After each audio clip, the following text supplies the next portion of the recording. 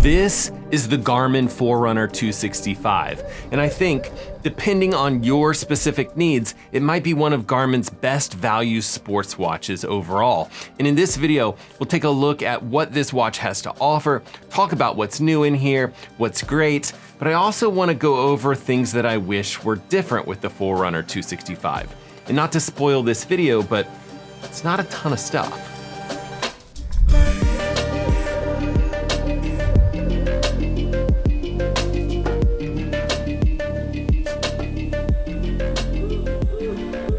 Now, if you are considering buying a Garmin Forerunner watch, the lineup used to be the Garmin Forerunner 45, kind of entry level, the Forerunner 245 for serious runners, the 745, which is kind of like a lightweight do-everything triathlon watch, and then the 945, which was Garmin's top of the line do-everything watch with better battery life, better mapping, music storage, golf, and built with kind of those triathletes that might go Ironman distances and longer. But Garmin has simplified this entire lineup. They no longer make the 745. In this 265, it didn't just replace the 745, it's actually significantly better. In fact, I would argue that it's even better than the old 945 because of the feature set that they've included with this device. Now, not only does it have triathlon and music storage, but it also has significantly more accurate GPS tracking. But one of the most glaring differences between this 265 and Garmin's previous devices is this bright, new AMOLED screen. And I like the watch faces that are on this device. You can customize those. You can customize the colors as well as change out the little watch face widgets in here. And I've been going with just the basic defaults, but I kind of like this one a little bit better. Maybe it gives a bigger time display. I don't know. What do you guys think? But this Forerunner 265 comes in two different sizes and therefore has two different screen sizes. There's a Whitestone Tidal Blue color. That's the 46mm version of this watch. That's the one I'm going to be showing throughout this video. And it has a 1.3-inch display.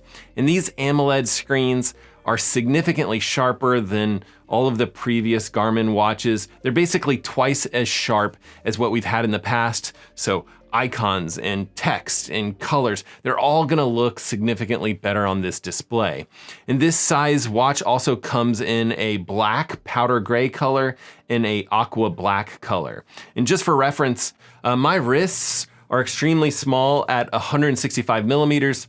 They're still very manly wrists, but they're just small. But I wouldn't hesitate to wear this size watch. Garmin does make an even smaller size, the 42mm version, and it comes in light pink / Whitestone, black / amp yellow, Whitestone / neotropic. And all of these, regardless of size or color, cost $450. That's unlike the Forerunner 255, the predecessor to this watch, which had two different price points, $350 or $400 if you wanted the music edition. This one just cost $450. All of them have music. And I'm not seeing a ton of deals on the 265 currently, but I'm guessing my normal discount code at the Dialed Cycling Lab will still work on this device. It's not an affiliate deal or anything like that, but my local cycling store lets me share that discount code with you guys. I'll leave it in the description of this video as well as pin a comment to the top. And this gets to one of my biggest complaints about the 265.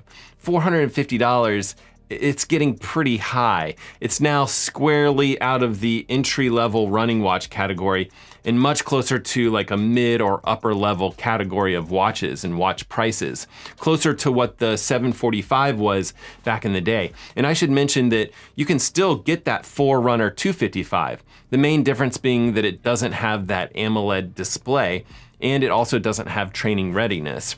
And training readiness, the training readiness score, it's a relatively new metric from Garmin, but it combines your recent acute load, VO2 max estimation, your stress, how you've slept, and your general recovery needs, all into one score from 0 to 100. And yes, I have seen that score hit 0 personally, not good times. But when comparing this to the Forerunner 965, the 265 also has a little bit less battery life. You can get about 13 days or so if you use it with the display set to that raise to wake motion. I typically don't use it that way. I usually set it to display always on and just switch it over to low power mode if I get into some sort of situation where I think it's gonna die. But if you're like me, I think you're gonna see about 4 or 5 days of battery life usage before you need to charge it up. And I typically do somewhere between about 30 minutes to an hour worth of like GPS intensive exercise. GPS just being a little bit more aggressive with its battery use when compared to just like being in a standby mode. But this watch does have dual band GPS. And while I think that the amazing GPS accuracy may have more to do with antenna design and software than that multi-band GPS chipset, I would say that you should feel very confident that this watch's GPS accuracy is on par with really anything else on the market today. But in here you have a setting that's on all of the new Garmin watches with this multi-band GPS chip, and you can actually select between no GPS, GPS only, all systems GPS, and multi-band GPS. Or there's an auto select mode. And auto select will actually monitor the strength of the GPS signal and switch modes automatically if needed. So it saves battery life where it can, and it uses more battery when it thinks it's seeing some sort of questionable GPS strength. And this auto selection mode is the mode that I would probably recommend for you guys to use. Personally, I just leave it in that mode and really don't have to worry all that much about it. I do think that if you do the same, you're gonna end up with some very accurate GPS tracks. And you can expect about 14 hours of GPS usage when you're using that most accurate multi-band GPS mode, and about 20 hours if you're just using it in the GPS only mode. And charging this watch for me was pretty quick. I'd say you can get to about 90% in an hour. And this watch uses the same basic Garmin charging 4-prong cable that Garmin's been using for a while now. So if you do have an older Garmin, don't throw away that charging cable. It's just nice to have the extra cables when you need them.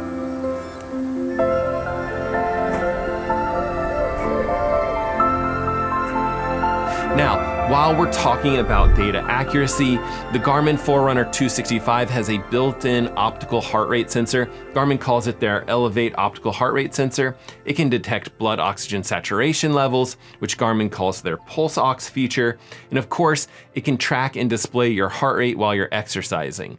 I've been comparing this watch to a handful of other sensors, including an ECG style chest strap, which when it's working properly, is kind of the gold standard for tracking heart rate data.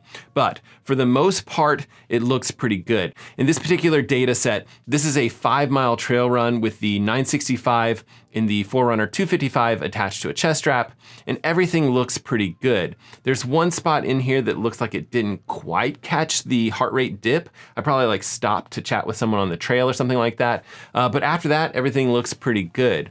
And then this is a 4-mile run on the trails with the Apple Watch Ultra, the 255 again attached to a chest strap, and the 265 again here in blue. And it looks like it does pretty well here as well.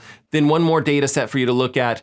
This is me on the bike for an hour with the Enduro 2 attached to a chest strap, and again the Apple Watch Ultra 2. And I don't see any problems from really any of these watches here. Everything looks pretty good in here. Although I will say that I'm not sure that it's fair to compare this watch to the Garmin Enduro 2, which is normally like a $900 watch. I'm seeing it on sale for $800, or the Apple Watch 2, which also costs $800. But honestly, I do think that the 265, it's just as accurate as some of these watches that are costing almost twice as much as this 265. But those other two watches are also made out of sapphire and titanium. And the 265 is made of plastic and Corning Gorilla Glass. So durability-wise, I don't think that this watch is gonna hold up quite as well as some of the more expensive options on the market. And I typically use a macro lens when I'm talking about durability and looking for scratches and things like that. So when viewing this in the real world, I will say that you're highly unlikely to see any sort of issues. But so far so good on this watch. But just in case, I'm gonna leave a link to a screen protector. In the past, I've had some issues with lenses getting scratched, and the screen protector can actually fill in some of those scratches. I was very pleased to see that with my Garmin Forerunner 945. But speaking of the 945, here's how the 265 looks next to the 945. And while we're at it, we might as well show the 955, the 255 here, and we can throw in the Apple Watch Ultra and the Enduro 2 as well. But the 965 is just a little bit bigger than the 265 with its 1.4-inch display. It weighs a little bit more as well. It's 53 grams versus the 265, which weighs 47 grams, at least for the 46 millimeter edition. It's 39 grams for the 42 millimeter edition of this watch. But the 965 also has a bigger battery, more music storage, it has maps, and it has golf. Let me know in the comment section if you guys want like a deeper comparison between those two watches, the 265 and the 965, or if you're having a hard time deciding between the two, because I think that would be a fun video to make as well. And be sure to comment if you already have a 265. Let me know, how it's going, how you're liking it, if you're seeing any issues. But either way, Garmin watch or no watch at all, I really do hope that you're getting out there swimming, biking, running, rinsing, and repeating it all over again. And we will see you guys on the next one.